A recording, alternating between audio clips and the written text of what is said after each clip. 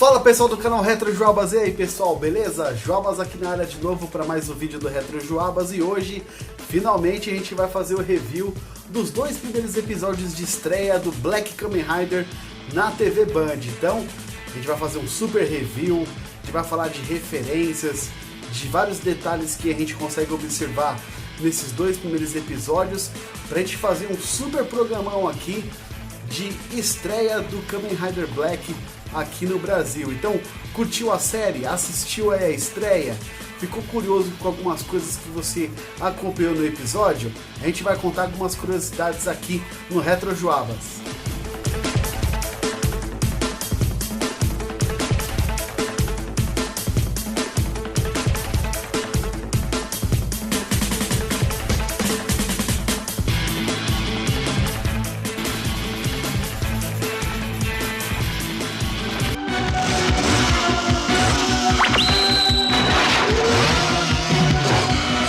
現れるゴルゴムの怪獣たち。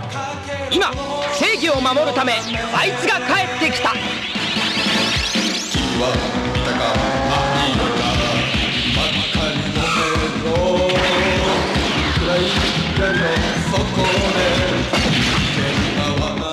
スーパーヒーロー仮面ライダーブラック。É isso aí, pessoal. Então vamos começar então fazendo aí um review dos dois primeiros episódios da série e fazendo aí um apanhado das referências, né, e detalhes desses dois primeiros episódios do Black Kamen Rider aqui no Brasil. Lembrando que a série ela é produzida aí pela Toei Company em associação com a Shinomori Productions, né?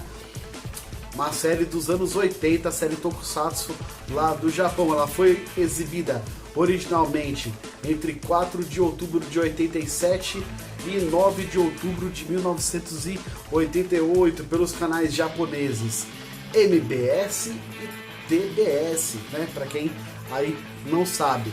Aqui no Brasil, a série ela foi exibida pela nossa famosa, extinta e querida Rede Manchete a partir de abril de 1991, a primeira franquia de Kamen Rider que foi exibida aqui no Brasil, aqui no país. E ela também, para quem não lembra, pessoal, ela também foi lançada em home video pela Everest Video. E o Black Kamen Rider ele também teve uma continuação focada ali no protagonista, que todo mundo sabe que é o Kamen Rider Black RX. Só que o Kamen Rider Black RX ele já não tem tanto aquele tom, vamos dizer assim, pesado, sombrio que o Black Kamen Rider tem. Ele é mais voltado para as séries anteriores de Metal Hero, né? Ele parece muito mais com Jaspion, com Shider, com Charivan, por exemplo, do que o próprio Black Kamen Rider, né? Mas isso é um outro detalhe para futuramente aí, em futuros programas que a gente vai fazer sobre o Kamen Rider Black RX. E qual que é o plot da série, pessoal? Então, resumidamente, o que a gente consegue já observar nesses dois primeiros episódios do Black Kamen Rider? Por eles terem nascido, os dois, tanto o Isamu como o Nobuhiko, terem nascido num eclipse solar, numa noite aí de eclipse solar, o Isamu Minami e o seu irmão adotivo, né, que é o Nobuhiko Akizuki, eles acabam sendo sequestrados pela seita maligna Gorgon, tá? Que é parte muito importante da série. Na noite do seu 19º aniversário. A gente observa isso principalmente naquele flashback que o Isamu tem no segundo episódio. Eles são sequestrados ali para quê, pessoal?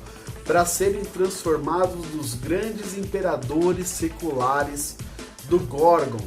E eles são forçados ali a lutar entre si para ocupar o lugar do grande rei. Então eles vão ser colocados, a ideia dos Gorgons era colocar eles frente a frente para lutarem até a morte, para quem ficasse em pé ali se tornasse ali definitivamente o grande rei. Já que o grande rei está na sua fase final da sua vida. Então era uma luta ali para substituição do grande rei aí, que é o, vamos dizer assim, o grande líder dos Gorgons, né? Tanto da organização como espiritualmente. Para isso, o que foi implantado nos corpos dos dois? Uma pedra do poder conhecida como Kingstone, que fica naquele cinto lá do Black Kamen Rider. E o vencedor, após arrancar a Kingstone do corpo do perdedor, do outro, assumiria o cargo do grande rei, né? Liderando os Gorgons aí numa ofensiva para dominação da Terra. Lembrando que uma parte interessante aí de Black Kamen Rider é que os Gorgons, eles não estão querendo destruir toda a cadeia alimentar ou toda a cadeia biológica da Terra. O negócio deles é contra a humanidade, mas eles querem fazer parte dentro da cadeia alimentar. E os monstros da série são sempre fusões de seres humanos com animais, e acabam fazendo ali uma fusão mutante e gerando os monstros que o Isamu acaba enfrentando nos episódios. O Isamu consegue fugir antes de sofrer a lavagem cerebral. Inclusive nessa cena de fuga tem referências a obras até dos anos 90 que são posteriores ao Kamen Rider Black, que eu vou comentar daqui a pouquinho para vocês. Ele acaba fugindo na última etapa do processo de transformação, e após ser perseguido e atacado por 3 sacerdotes Gorgon, que a gente vê isso no primeiro episódio, naquela cena de início cinematográfica ali em Tóquio, ele acaba se transformando no mutante do Black Kamen Rider, né? Que é aquela cena que inclusive tem referência ao mangá original lá do Shotaro Shinomori, que a gente vai falar já dessa referência também. Ele se transforma no Black Kamen Rider e passa a lutar contra a terrível seita para poder salvar o Nobuhiko, seu irmão, e impedir aí a dominação do planeta Terra. Agora, para a gente poder falar um pouquinho, pessoal, porque é parte muito importante durante toda a série e ela é meio complexa, é importante a gente entender o que são o Gorgon. O que são o Gorgon? O Gorgon, baseados no Japão, né? Os Gorgons são uma seita que busca dominar o mundo através da destruição da humanidade e da sua civilização, utilizando-se de monstros mutantes, como eu comentei, fusão entre animais, né, e seres humanos, e até mesmo seres fazendo ali a utilização de monstros mutantes e até de seres humanos. No caso, aquelas pessoas de alto escalão, ali da alta sociedade, que são influenciados e dominados, controlados pelos Gorgons, né? E essas pessoas, esses humanos infiltrados em altos cargos aí da sociedade, para poder sempre atender o interesse dos Gorgon, né? Eles usam as fraquezas e as vaidades humanas em seus planos para atrair esses humanos aí que são, vamos dizer assim, gananciosos, fracos de espírito, bem como acabam financiando projetos e pesquisas dessas pessoas auto-influentes para que possam ser usados em seus objetivos, que é o que acontece com o pai do Isamu e do Nobuhiko, lá o professor Akizuki, que ele tem ele tinha junto com o pai do Isamu uma pesquisa de escavação antiga, né? Provavelmente arqueológica, que eles faziam, que eles realizavam. Faltou grana na pesquisa, faltou grana para tocar o projeto, e aí, sabendo disso, o Gorgon viu eles como um alvo em potencial, ofereceu grana ali para poder ser injetada no projeto, só que o Dr. Akizuki ele acaba vendendo os 2 filhos deles. Essa é a grande verdade. E eles tentam utilizar o Isamu e o Nobuhiko para o quê? Para poder criarem aí o Black e tentarem colocar eles em embate para ver quem ia substituir o grande rei. Eles eram jovens em potencial para isso, né? Como a gente comentou um pouquinho mais atrás, né? O logotipo do Gorgon, né, para quem não sabe, para quem não lembra, para quem não viu, vocês vão ver com o transcorrer dos episódios é uma serpente mordendo uma maçã. Bem sugestivo, né, pessoal? E eles têm como líder, né, como comentei para vocês antes, o grande rei que precisava ser substituído. Inicialmente agindo de forma subliminar, né, eles mudam a estratégia depois que o Lobo Rico, o Shadow Moon, ele acaba assumindo o comando da organização, revelando ali a sua verdadeira identidade e declarando guerra à humanidade. Então tá aí um resumo aí do nosso grande roteiro aí de Black Kamen Rider. Mas vamos falar agora separadamente dos 2 primeiros episódios. Então o episódio número 1, que é o episódio A Metamorfose, aonde a gente tem ali como monstro que aparece, não um só, mas uma gangue de monstros, os monstros mutante aranha, os Kumo, né? E a gente vê no começo da série os sacerdotes de Gorgon, né?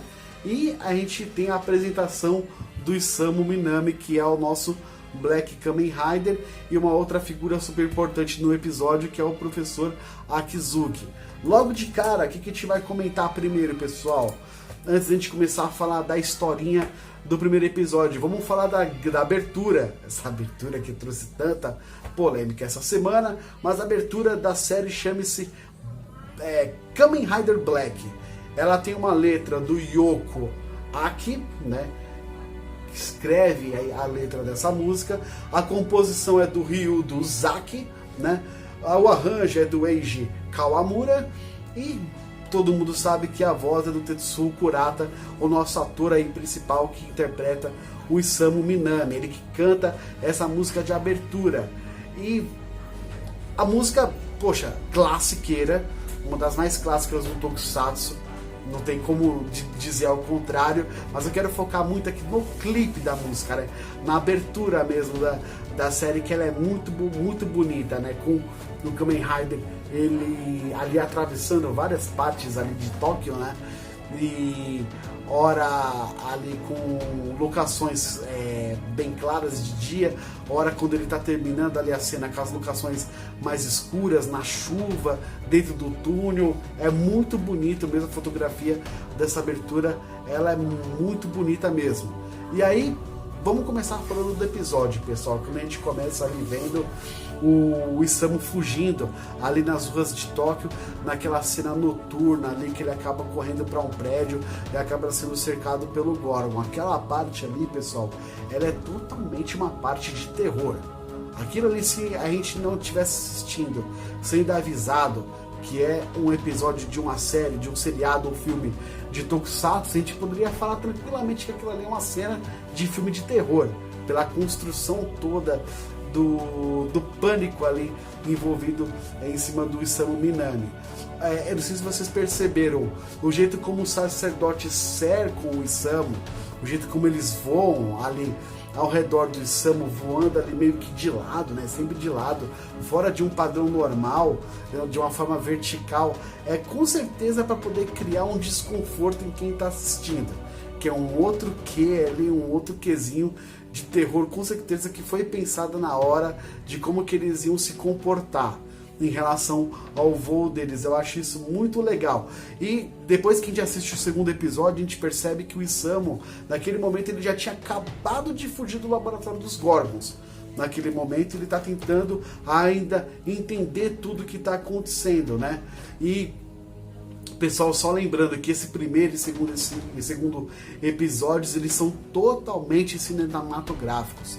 Eles tiveram um tratamento de fotografia diferente, tiveram um acompanhamento de filmagem realmente totalmente diferente, porque eles tinham um grande foco para que esse Kamen Rider ele fosse realmente um reboot da série, que fosse realmente muito bem sucedido. Por isso que tem a participação indireta, inclusive nesses 2 primeiros episódios, do Shotaro Shinomori, que é o grande criador do Kamen Rider. Então a gente já vê todos esses detalhes de up na produção já nesses 2 primeiros episódios, né? E uma coisa que eu queria comentar com vocês também é quando corta para aquela cena da experiência, quando eles estão ali passando pela tentativa de implantação da Kingstone e principalmente da tentativa de delete da memória deles. aquela cena ali, ela tem referência, não é que foi feito como referência, mas assistindo hoje em dia, na nossa década, e tendo passado tantos e tantos anos, não tem como não associar com algumas outras mídias, com algumas outras coisas que a gente já assistiu que são parecidas. Por exemplo, a cena de experiência, a cena que eles estão amarrados naqueles tubos para eles passarem pela implantação da Kingstone e para passar pela o delete de memória deles, aquilo ali é muito igual a uma cena do filme Intruders, que é um filme, né, de ficção científica, um filme de abdução, né, alienígena, onde tem uma cena nesse filme que ali a vítima ela é abduzida para dentro do disco voador e ela passa por uma série de procedimentos, vamos dizer assim, de operações, procedimentos invasivos no corpo dele, que é muito parecido com essa cena de experiência com o Nobuhiko e com o Samu Minami. E aquilo ali também, só para poder pontuar, esse filme, se eu não me engano, ele é de 1992. Esse filme Intruders, a série passa nos anos 80, no final dos anos 80. E em 91 tem a outra obra também que, mesmo sendo pós Kamen Rider, que lembra muito essa cena, é a cena de implantação do Adamantium no Wolverine na série Arma X, né? Da graphic novel Arma X, que foi lançada em 1991 pela Marvel Comics. Então tem muita... lembra muito tanto o Intruders como o Arma X, essa cena, né, do delete da memória do Isamu Minami. E outra coisa também, que toda essa experiência, né, no laboratório dos Gorgons, ela total também é referência ao primeiro Kamen Rider também, o Kamen Rider, né, Ishigo, né, porque passa por uma situação igual também, lá no laboratório, na base da Shocker, quando a gente tem o primeiro Kamen Rider também passando por uma situação praticamente igual também, né.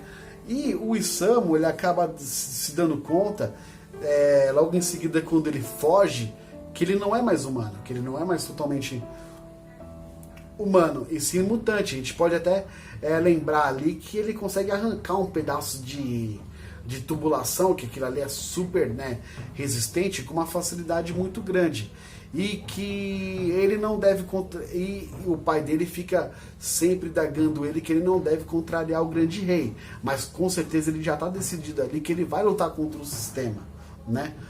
E aquela cena de luta que nós temos no galpão, que é aquela cena de luta com os Gorgons, que eles tentam cercar o Isamu para poder trazer ele ali de volta, e que ele é arremessado para a parede, que ele fica nos escombros, e quando ele levanta, antes de acontecer a primeira transformação, que é lindíssima, e aparece toda aquela forma humanoide, mas uma forma misturada com gafanhoto, aquilo é referência para o primeiro mangá do Kamen Rider Black, para um mangá mesmo original do Kamen Rider Black, do Shotaro Ishinomori.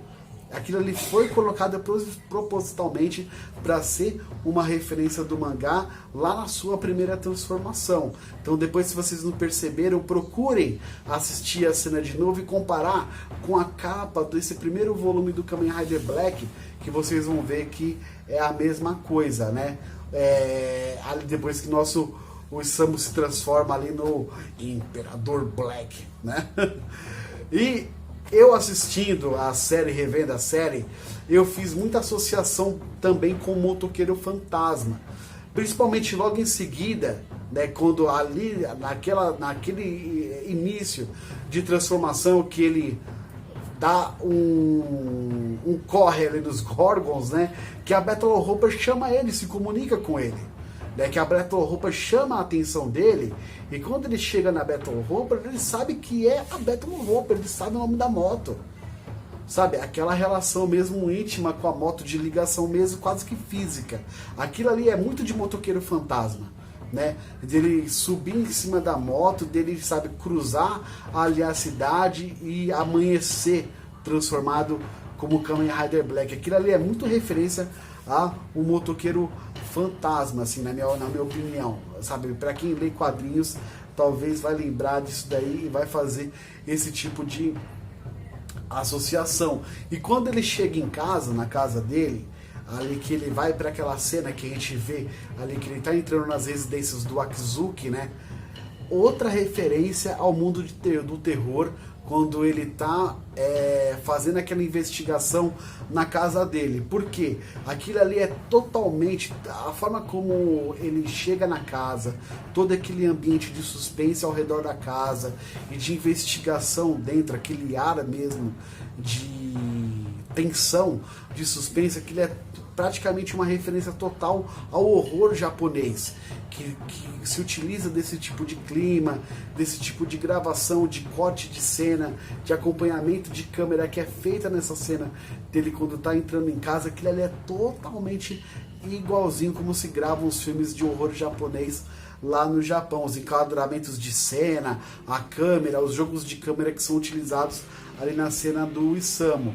E ali ele acaba encontrando o bilhete do pai dele, que pede para ele se encontrar onde? Lá no Campo Diablo, né? Que ele vai lá para aquela outra localidade para poder encontrar com o professor Akizuki. Ali, de novo, naquele encontro, a gente vê uma outra referência ao primeiro episódio do primeiro Kamen Rider, né? Porque ali é muito parecido com o encontro que tem depois que foge lá do laboratório da Shocker, o Takeshi Hongo, que é o primeiro Kamen Rider, né, da primeira série clássica, com o seu professor. Para quem assistiu a primeira série do Kamen Rider, vai lembrar que é igualzinho a situação.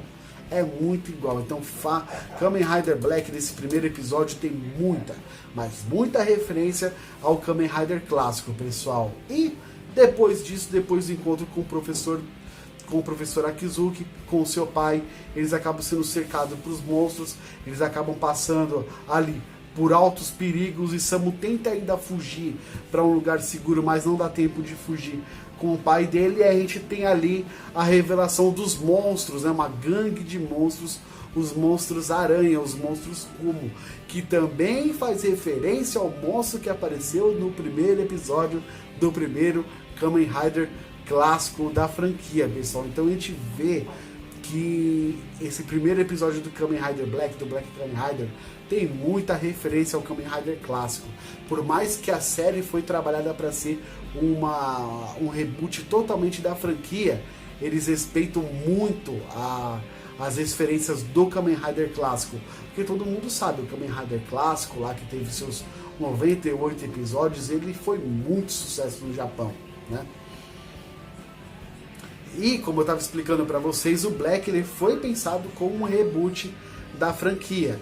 Talvez aí depois dos números, talvez depois do desenrolar da série, alguns planos foram mudados ali dentro da produtora, mas ele foi pensado como um reboot, né? E só lembrando, pessoal, para a gente poder fazer uma colocação em relação ao Isamu mesmo, dentro da família Akizuki, né? A gente acaba descobrindo, né, que aos 3 anos de idade os Gorgons mataram os pais dele, lá naquele momento que ele está no encontro com o professor Akizuki. Ele acaba descobrindo que na verdade os pais deles não morreram num acidente, foi os Gorgon que mataram os pais dele. E ele fica totalmente revoltado, ele fica contra o pai, por mais que ele ame o pai, e ele acaba decidindo ali que ele não vai ceder para os Gorgons, ele não vai ceder, ele não vai fazer o que o grande rei quer, e ele vai lutar contra o sistema, mesmo que ele utilize ali fogo contra fogo, mal contra o mal, para poder lutar ali contra o sistema, pessoal. Ali se define um dos plots principais da série. É um momento muito crucial para toda a série, aquela cena de discussão de Isamu Minami e do professor Akizuki, que é o quê? Ele decide lutar contra o sistema, ele decide lutar pela liberdade, principalmente pela vingança, que ele quer ter a vingança dele, ao que foi feito principalmente com ele e com o irmão dele, porque ele se arrepende muito de ter deixado o irmão dele sozinho, de ter fugido ali, não ter fugido junto com o irmão dele. E por metade da série, vocês vão perceber que o Isamu, ele vai sempre estar em busca dessa procura pelo Nobuhiko, né? E tentar parar os Gorgons para poder achar ali o irmão dele. E a outra metade da série, ele acaba passando, tentando ir até os seus limites de poderes e limite de possibilidades para poder reverter o Shadow Moon, para poder reverter o Shadow Moon, para poder recuperar o seu irmão, só que ele simplesmente não... É uma luta, é uma jornada que ele acaba vivendo só. E será que ele vai completar essa jornada? Vamos acompanhar aí no desenrolar da série, pessoal. E para mim a cena mais importante desse primeiro episódio, pessoal, a cena mais importante do primeiro episódio é a cena da morte do professor Akizuki.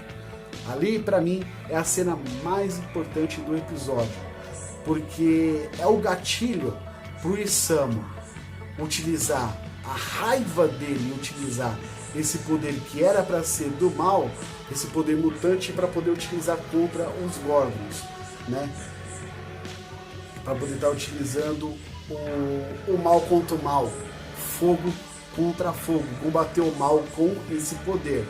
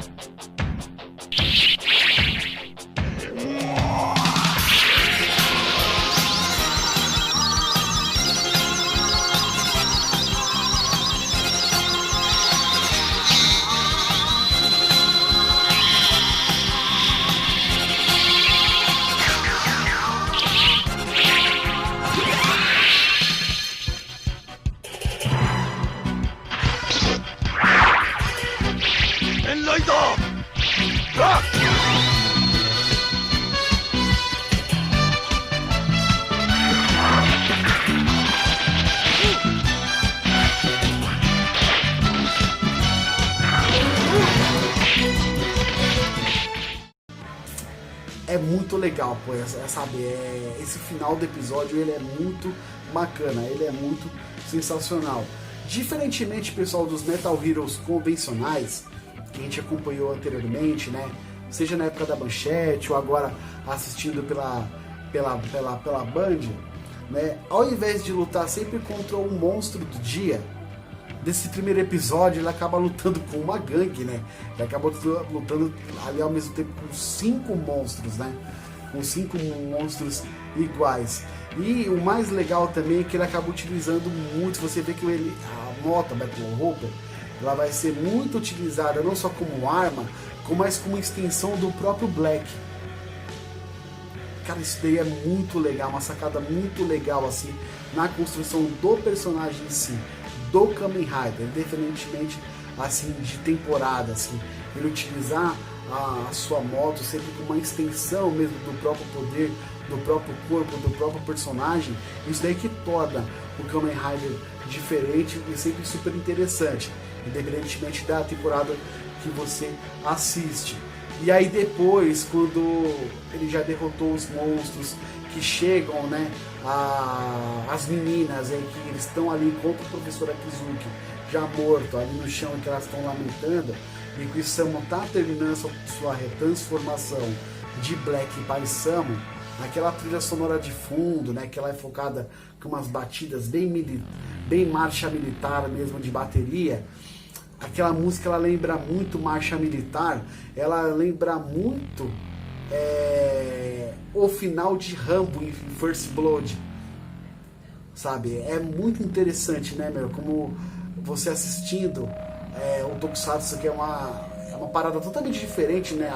Oriental, asiática, mas você consegue fazer associação com outras coisas legais que você assistiu, às vezes, do Ocidente. Então, pra mim, né, eu assistindo, né, vendo ali ele voltando, ele, sabe, totalmente ali tomado de raiva pela vontade de fazer vingança, e aquela música de fundo tocando, quase como uma marcha militar, é quase como se fosse aquela trilha sonora final dos últimos momentos do primeiro Rambo, do First Blood. Mano, é sensacional, velho. E aí o episódio acaba, e a gente tem contato ali com o tema de encerramento, que é Long Ago 10th Century, né, que é outra música, meu, classiqueira aí dos Tokusatsu. Só para relembrar, ela é letra do Yoko Aki, né, composição do Ryo do Uzaki, o arranjo do Eiji Kawamura e a voz do Sakai Tadao. Então o nosso Kamen Rider ele não canta a música de encerramento.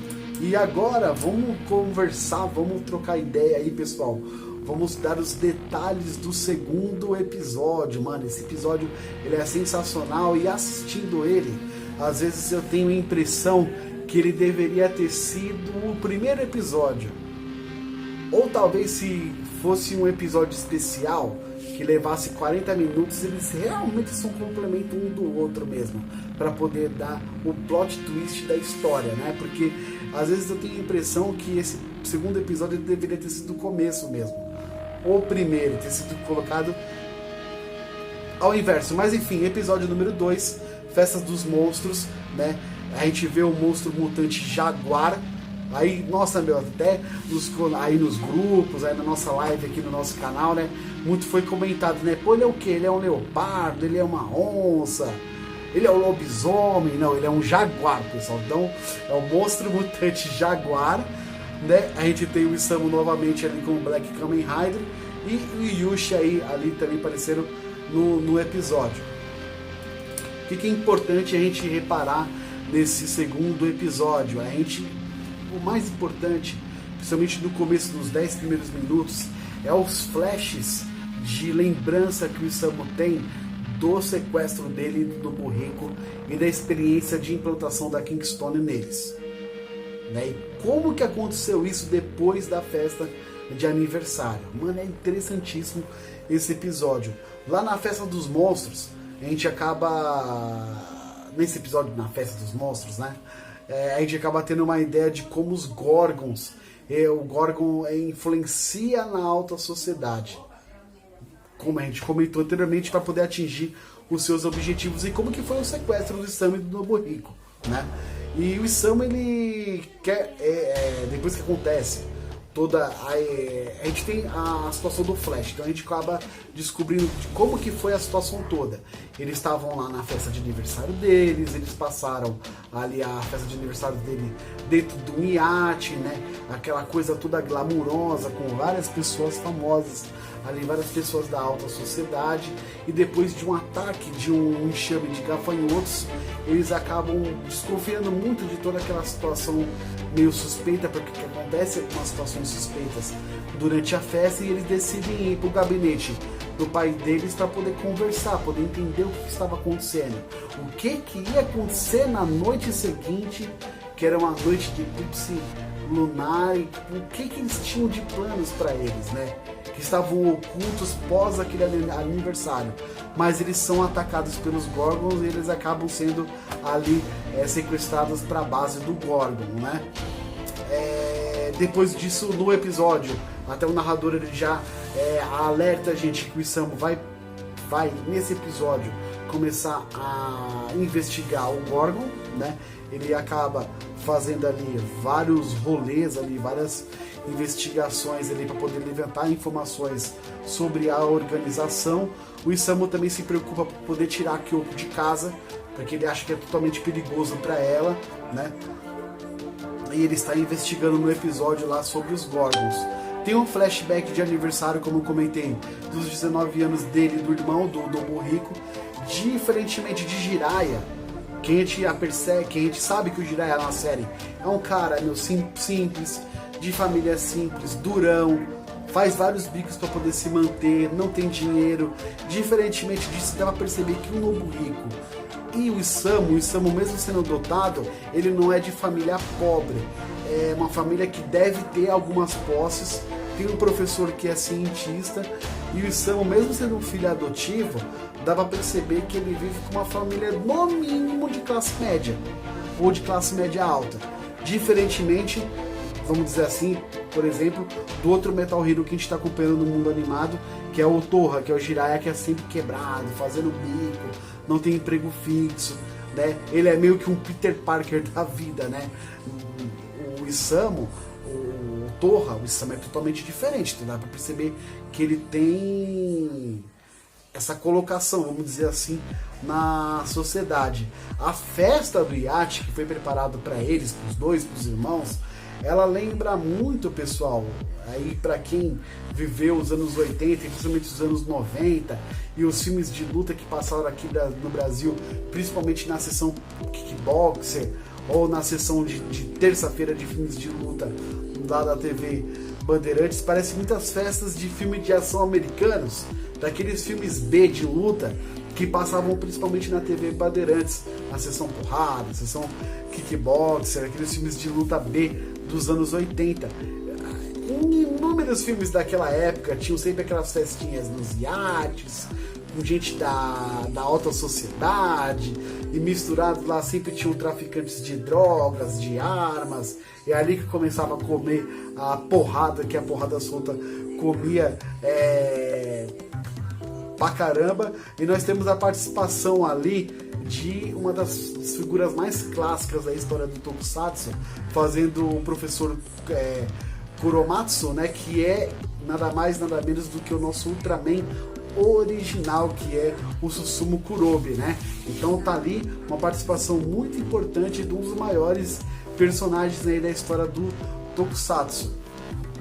É uma coisa que eu queria lembrar para vocês, pessoal, essa associação que a gente faz às vezes com outras obras até posteriores a Kamen Rider, né? Às vezes os caras beberam da fonte do Tokusatsu ou beberam da fonte desse grande mangaka que é o Shotaro Ishinomori. A Gosgou Gorgon, ele lembra pra mim muito a seita que é apresentada no filme Get Out, no filme Corra. Mano, é muito parecido ali com aquela seita que tem no filme Corra do Jordan Peele, né? Que pra quem não lembra é uma seita bem macabra, bem filha da puta mesmo, racista, né? De pessoas brancas da alta sociedade, né? Que leiloavam negros, e esses passavam por um procedimento neurológico para a realização do que? De uma transição de mente, né? Daquele que o comprou para o corpo daquela pessoa que foi leiloada, porque eles têm uma tara, um barato de querer viver dentro de um corpo do negro, porque eles têm uma visão do negro com uma conotação sexual, física totalmente diferente. Mano, é um filme maluquete aí, de terror aí do Jordan Peele, terror psicológico, que vale muito a pena de vocês assistirem, né? E aí quando fazem essa transfusão neurológica, né, a personalidade fica no outro plano remoto lá, vendo tudo acontecendo. Mano, é uma seita louca, tão louca quanto o Gorgon, é muito parecido. Assim, eu faço muito essa associação, assim, porque é muito parecido, pessoal. E naquela cena que acontece lá no iate da invasão dos gafanhotos, né, que eles acabam observando que tá chegando um gafanhoto, chegando dois, e quando vê, tem aquela invasão total, e o pessoal que é da seita, lá da alta cúpula, eles ficam cagando pra situação, eles não fazem muita diferença, só lá os meninos, né, o Nobuhiko e o Isamu, que ficam preocupados ali com o ataque. Aquilo ali é uma referência ao Alfred Hitchcock, pessoal. Aquilo é igualzinho a Pássaros, mano, um dos filmes mais clássicos do Alfred Hitchcock, pessoal. Aquilo ali é Pássaros total, pessoal, do Alfred Hitchcock, aquela cena. E ao voltarem para casa, para tentar voltar para casa, né, como eu comentei, tanto o Isamu e o Nobuhiko, eles acabam sendo sequestrados, né? Tem aquele clarão de luz lá, e os sacerdotes acabam sequestrando eles, e aí a gente vê um pouco mais de detalhes da cena da experiência, né, na base dos Gorgon, né? E da implantação da Kingstones, que, como comentei com vocês, lembram muito obras posteriores aos anos 90, principalmente a cena de abdução, de experiência alienígena no filme Intruders de 1991, e o Wolverine quando ele tem um adamantium implantado lá em Arma X, lá em Weapon X, né, que a gente tem esse quadrinho de 1991, e Intruders é um filme de 1992, né, que passou bem depois aí da série. mas lembra, pessoal, é muito igual. Então você vê, né, que os caras do Ocidente, você pode ter certeza que muitos caras aí dessas indústrias, eles são fãs de Tokusatsu também, eles devem ter bebido da fonte. Caras como James Wan, Sam Raimi, Guilherme Del Toro, os caras são fãs de Tokusatsu. Eles beberam nesse tipo de fonte, né? Então isso daí pra gente que é fã de Tokusatsu é sensacional, pessoal. A Operação Mutante ela acaba não sendo concluída, a gente vê isso no segundo episódio. O Isamu da área, ele acaba fugindo, e isso foi crucial para não transformar o Black no Imperador Secular. Aí não ia ter história do nosso Kamen Rider Black. E a gente vê a Battle Hopper ali fazendo uma ligação neural de novo com o Isamu e ajudando ele para o quê? Para ele fugir lá da base. E aí eu vou comentar agora com vocês, pessoal, a única cena de alívio cômico que tem nesses, vamos dizer assim, 40 minutos de dois episódios, esses dois primeiros episódios do nosso Black Kamen Rider. Que é quando o Isamu e a Kyoko chegam naquela hospedagem do chefe Shida. E, mano, eu não sei por que motivo foi que foi feito dessa forma. Mas é meio surreal você chegar numa hospedagem, tá lá eles chegando na hospedagem do chefe Shida. Primeiro que ele assusta eles com uma máscara de lobisomem. E depois a gente vê um monstro totalmente lobisomem, mas é um jaguar, enfrentando ele no final do episódio. Já tem meio que um easter egg dentro do próprio episódio mesmo. E segundo, o cara tava pronto, de malas prontas para ir curtir uma praia, e a Kyoko passa de cliente, de hóspede, para responsável do local, velho. De uma hora para outra. E ele justifica dizendo que ele confia nela. Confia neles ali para poder deixar ela tomando conta ali da hospedagem, que é hospedagem barra, sei lá, restaurante, barra lanchonete. É muito engraçado. Mas é a única cena de alívio cômico que tem nesses 40 minutos desses dois primeiros episódios aí do Black Kamen Rider. Tirando isso, passando isso daí, a gente vê depois um corte de cena lá de novo para a base dos Gorgons, mostrando ali aqueles três grandes influentes ali que estavam no aniversário, né, dos meninos, querendo se transformar em monstros mutantes. A gente acaba descobrindo que os monstros mutantes do Gorgon acabam vivendo 50 mil anos e eles têm essa vontade, esse desejo de procurar a vida imortal, né? Aí corta depois, o Isamu ele vai a encontro, investigando, a encontro daquela atriz que estava no seu aniversário, que é a Yukaro Ono, se eu não estiver enganado, e lá ele acaba sendo atacado pelo monstro jaguar, pelo monstro mutante. E essa cena é muito legal, pessoal, porque primeiro, toda a construção da cena dele chegar no prédio, dele subir, fazer investigação, tá toda aquela penumbra, aquele negócio estranho, o sangue, o ataque, tudo, a forma como ele entra no apartamento, aquilo ali é igualzinho uma das cenas do filme do O Grito do Sam Raimi. Mano, é muito igual, é muito igual. Se você for comparar, colocar as duas cenas lado a lado, uma das cenas que é uma cena onde tem uma invasão de uma das entidades lá do Grito, em um dos apartamentos de um dos personagens do filme, e essa cena do Isamu entrando no apartamento da Yukaro para poder investigar, encontra ela atacada, no maior estilo Grito do Horror, né, aquele filme também, classiqueira trash aí dos anos 80, também de terror, mano, é a mesma coisa, velho. É muito referência a Grito do Horror e principalmente ao Grito do Sam Raimi. É muito igual, pessoal, é muito, muito igual mesmo. Lembrando, é uma obra posterior, então o cara bebeu da fonte, de repente, do Shotaro Shinomori. Ele e ela só acabam sendo atacados pelo monstro mutante jaguar. É uma cena muito legal, uma cena frenética mesmo de luta, só que ela acaba perdendo um pouco do brilho por ir para a luz do dia. Quando ela sai do apartamento, que está no escuro, na penumbra, que você vê um monstro legal, depois quando sai ali do apartamento, que vai para a rua, eu acho que a cena perde um pouco, porque você vê o monstro, e aí você acaba vendo que é um... Lógico, a gente sabe que é Tokusatsu, tem dessas que é, né, dublê e tudo, mas perde um pouco do encanto do monstro em si, da caracterização, que você vê que é uma fantasia, de pele, de pelúcia, fica um negócio meio esquisito. Perde um pouco do encanto do monstro quando ele vai para a luz do dia. Aquela cena poderia se passar de repente à noite e se passar num corte todo, mais ou menos uma fotografia mais escura, como estava dentro mesmo do apartamento, que estava bem legal.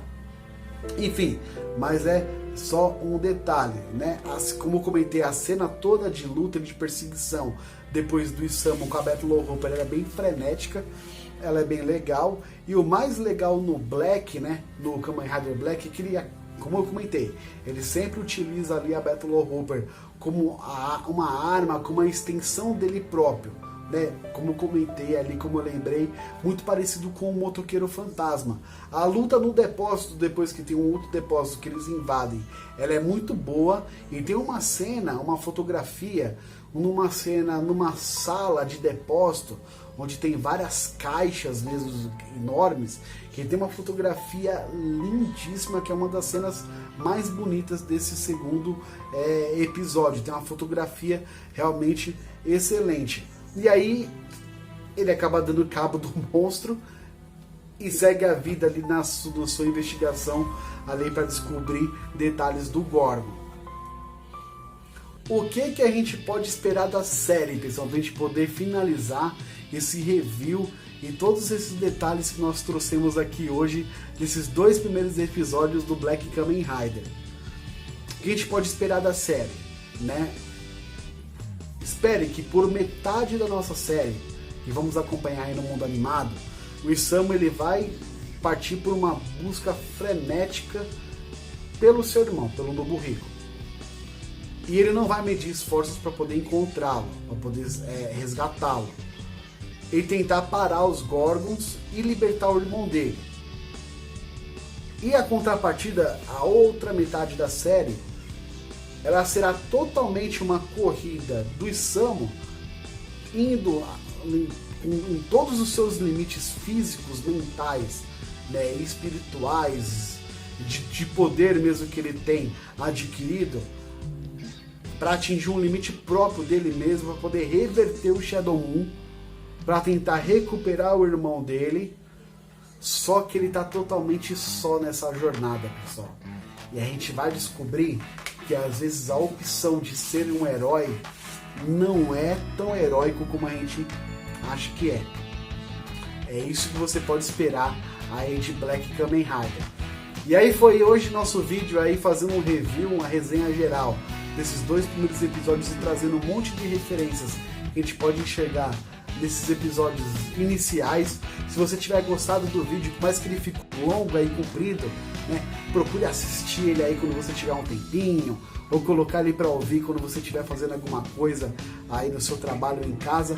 Acompanhe, que esse vídeo ficou muito legal. E se vocês gostarem, eu posso fazer um vídeo igual do 3º, 4º episódio, do 5º, 6º e assim por diante. É só deixar a sua pedida aí nos nossos comentários do nosso vídeo aqui no YouTube.